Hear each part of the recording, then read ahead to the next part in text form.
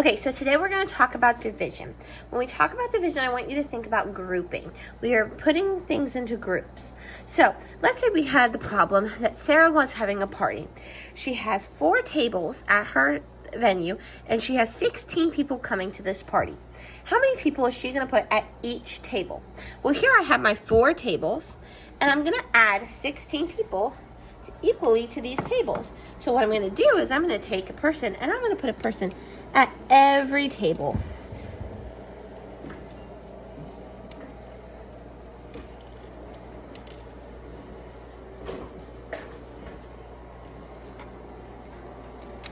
Now I'm going to check to make sure that every table has the same number of people.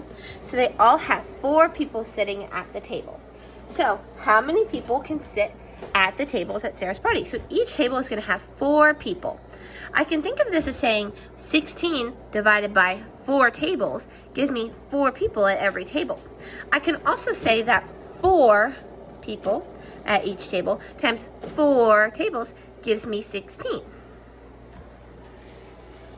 Now let's think about it a different way. We're going to keep the same amount of tables, but we're going to change the amount of people. So let's say I have 24 people coming to this party. So what would I have to do? You would have to group, right? So what I'm going to do is you're going to take these buttons and you're going to divide them into each table.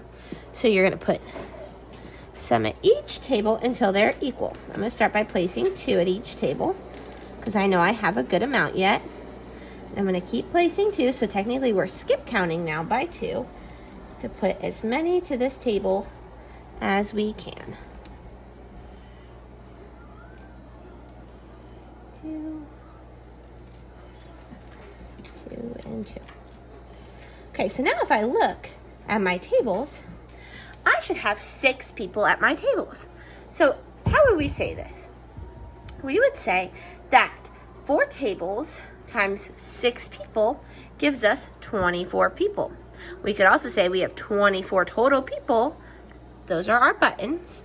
We have 4 tables, so 24 people divided by 4 tables gives us 6 people at every table.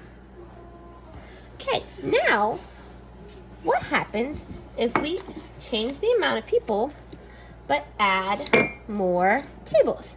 So now I have 6 tables.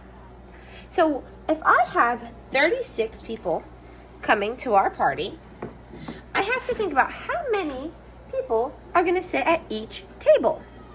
So I could think of some quick facts. Well, I know that 6 times 5 is 30. So I know if I added 6, 6 times 6 is 36. So the answer should give us 6. But we should probably check to make sure. And a great way to do that is by using manipulatives like we are doing.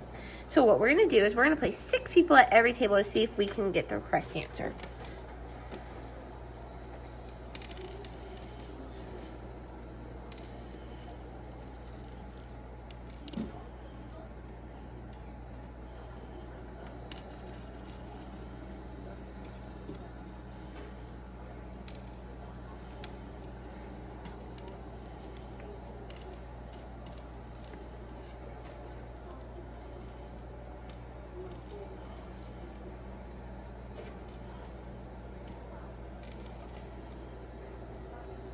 Okay, so do we have 6 people at every table?